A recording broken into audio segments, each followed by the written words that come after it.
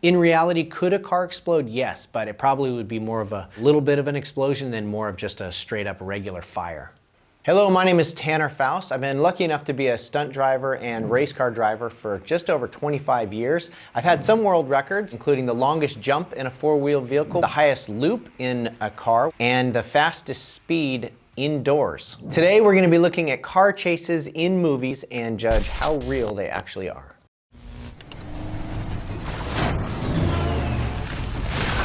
That's one of the great things about sand is you can hit the brakes and stop so fast as the tires dig into the sand almost. There's not a lot of quick response other than braking in sand. So you have to really be ahead of the car and kind of start your process of turning, start your process of accelerating early, knowing that there's going to be a delay before it really happens.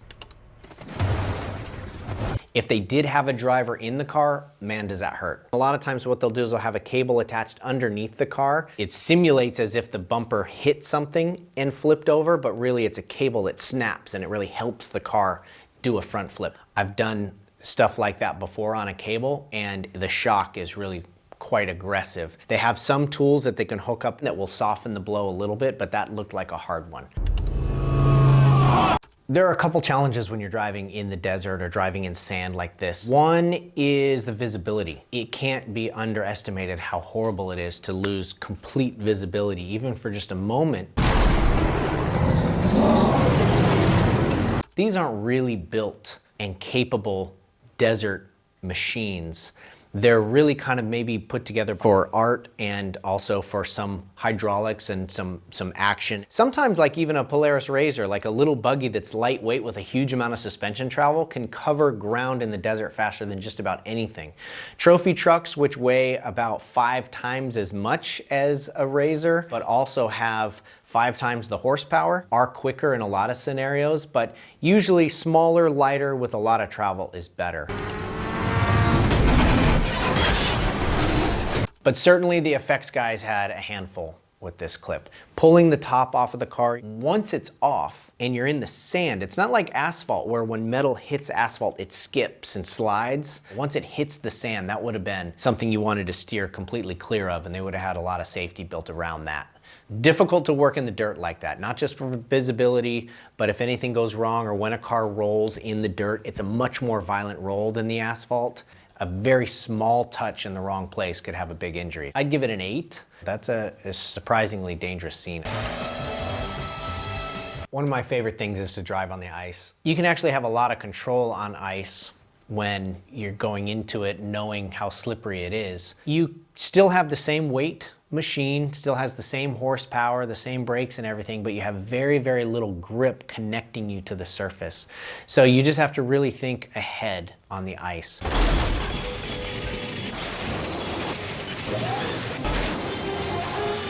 When the car flips over, it's quite aggressive. It gets a very big pop and a very big rotation. Believable that it would come back and land on the tires. Not super believable that the driver wouldn't get whiplash or his head wouldn't bounce right out of the window, but the fact that it's ice means that you're keeping your speed the whole time, even though you're sliding on your roof. In a straight line, you can go very, very fast, 80, 100 miles an hour. But for a corner that maybe you could take 40 miles an hour in the dry, you may have to slow down to 5 or 10 miles an hour on the ice. That to me looks like my version of Disneyland. The colder the ice is, the more traction it has. Once ice gets closer to melting temperature, it gets more slippery once it gets a layer of water on it. So the warmer the ice, if you're gonna use studs or spikes on the tires, the taller they would need to be. But it would be difficult to get traction if they ever did have ice with actually water on top of it. So I imagine it was some sort of different surface. Those are massive spikes, so in reality, they would have been a third that size at the very most. If I had those spikes ready to go in tires, I'd leave them out all the time and just be digging away. I think a lot of the dynamics of them sliding around on ice were really beautiful and done completely practically. So I give it an 8.5 for realism. This brings back a lot of memories, I'll be honest. Driving the 350Z right there, the gray 350Z, Drifting is definitely not the fast way through a corner. Certainly not as fast as what a drifter would call grip driving, which is what you normally see a race car do through a corner. It's really an expression or an attitude or a lifestyle. It looks faster on film in a lot of ways. When a car is sliding and making tire smoke, it kind of equates to power. All of these cars had such different traction and such different power that getting them to match up together was actually a little tricky. Bumps that you get in an urban setting going through city streets, over manholes, over crosswalks and paint make it a little bit tricky, but I was competing in Formula Drift, as was another one of the drivers that you saw there, so we could get the cars very close together.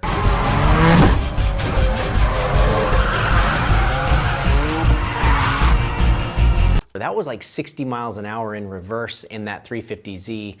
And that was one of the scariest things. It doesn't look scary at all, but that was one of the scariest things, is going backwards that fast over bumps. The car can really easily get chucked sideways. Tokyo Drift for realism, I think, is a solid 9.5. We loved bringing drifting onto the screen as a bit of an underground sport, turning mainstream.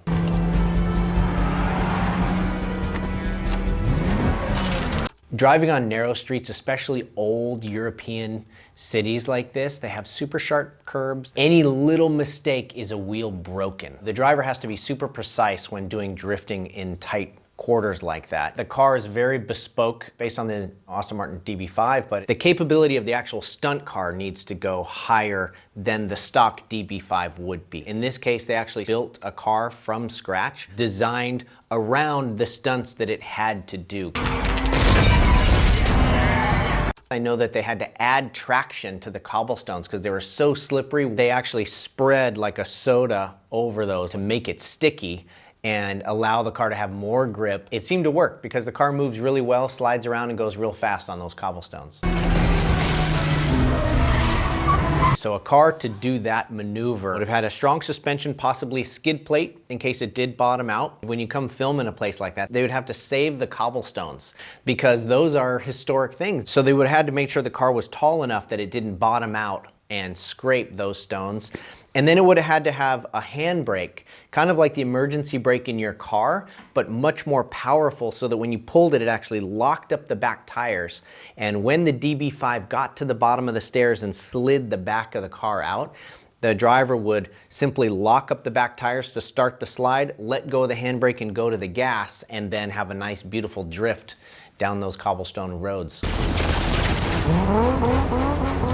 Could you take a stock DB5 and drive it down those stairs? Sure.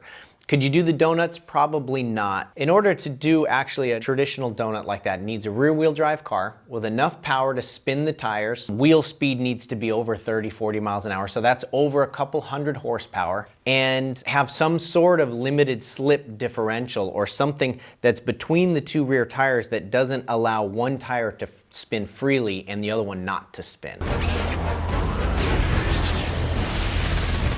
As the stunt driver, it would have been a little difficult because once you're lost in the smoke and having to drive out of it without crashing into people or cars, that would have been tricky. Taking away from, the machine guns in the car, just the driving itself, it's done very practically. So I give it an 8 out of 10. You wouldn't really be able to flick it up onto the two wheels. You maybe could do that with a Jeep or some sort of tall SUV with a higher center of gravity, but with a performance car like this little Audi here, you would need some sort of a ramp to get it up on the two wheels.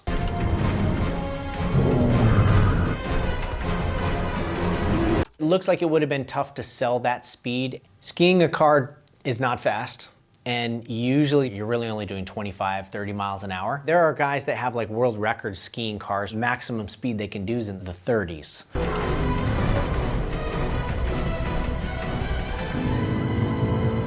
It's really, really unstable up there. The skill that the car needs to have is it needs to not allow all the power to just be lost on those tires that are in the air. And then doing it this long, you need to have fuel pickup in the fuel cell or in the gas tank that is on the bottom side, so it doesn't just start sucking air into the engine and kill the engine. If you look just after the truck, you actually see the car's kind of crabbing. It doesn't really drive perfectly straight when it skis. It certainly is not easy, and Very, very easy to damage a car just by going a little bit too far. Rally racing through the forest is a big part of Audi's history, actually. They're harkening back to their old Audi Quattro racing days. It's all good.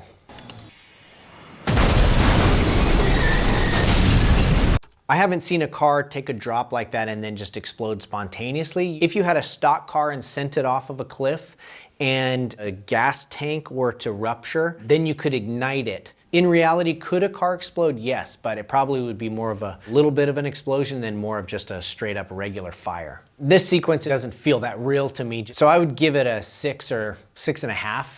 I got him, don't worry. Being based in a video game, I just love that they still had stunt guys doing the real driving anyway. In real life, you could dodge those kind of obstacles that quick. It's just that getting the timing right would be almost lucky, and then doing it more than once would not be that possible. So the speed of the car is very realistic, but the actual obstacles bouncing at him, all of those were put in post.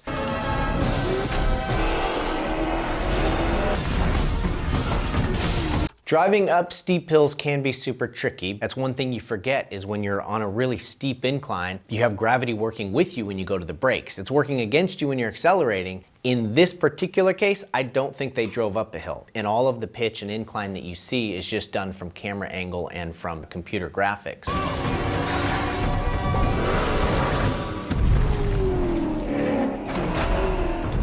That jump looked real to me. Even the way the front bumper popped off looked very realistic. I actually had to call Brent Fletcher, the driver, to see if the jump was real. He said they didn't jump the car. On realism, I'd give it a 6, but because it is in a video game and it's not supposed to be real, I'll give it a 7. What are we gonna do?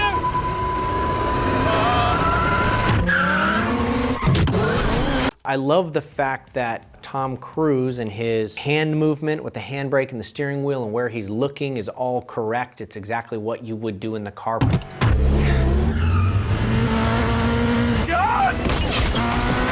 Newer cars, like the one in this clip, usually have a speed limiter in reverse. Somewhere around 20, 25 miles an hour will be the maximum they'll be allowed to drive. But they would have done that just to get some of those drive-bys at a realistic 40, 45 miles an hour, which in reverse is super, super fast.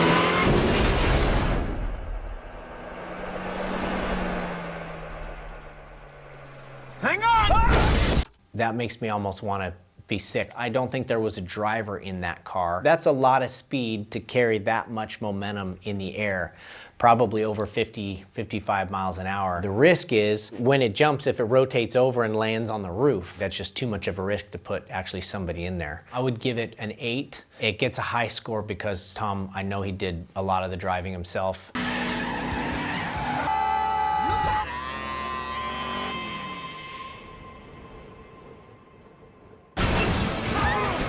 The jump is ridiculously big, and true to Dukes of Hazzard style from the 70s and 80s, all the actors do is just a little head bounce and then they're fine. This was my first movie that I ever worked on. There was nobody in the car. They had 26 generalees to launch, and they just hoped one of them flew and landed in kind of a realistic way. Jumping a car is pretty hard because in the air you can't control much about the attitude of the car. Like a motorcycle, you can pitch quite a bit up and down because the weight of the tires is such a big percentage of the overall size and weight of the bike. With a car, it's not like that. You can control a little bit in the air, but it's more about how it takes off on the ramp. The longer the ramp, usually the better chance you have of flying with the nose kind of up. Dukes of Hazzard, it was a whole team of stunt people putting this together, so everything was real. Occasionally there wasn't somebody in the car. I'd give it a 9.5 out of 10 for realism. That's not good. Pontiac Firebird Trans Am was not ideal off-road at all. Just look at the exhaust pipes getting peppered by rocks from the back tires and they hang down behind the back tires. But it screamed America at the time.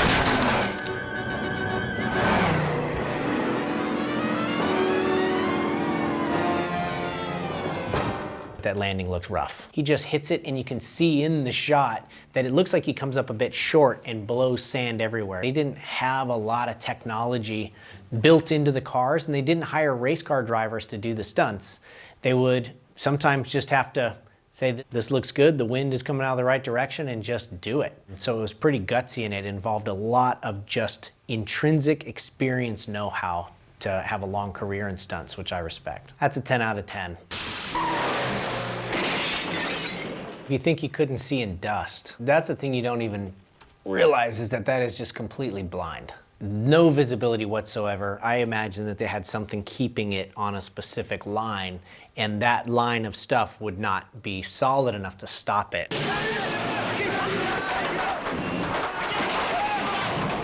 I think it's all completely practical the way that that car dropped off of there. But the front tires are suspended in air, and the only thing holding the car up is the rear, and the springs are pushing the rear of the car up. So that's why cars tend to nose over. The slower you're going, the longer the back tires are by themselves. The car was just going too slow to really jump flat.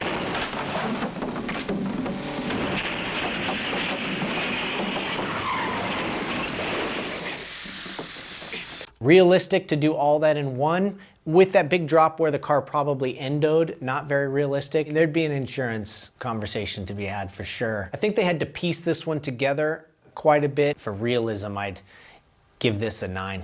I think my favorite movie car chase scene, strangely, is Tokyo Drift in Fast and Furious. Having been close to that one and seeing how many stunt people it took to put together all those scenes where you're in a car chase drifting through oncoming traffic, it was incredible, I think, what actually went out on screen. Thanks for watching. If you enjoyed this video, click the video above.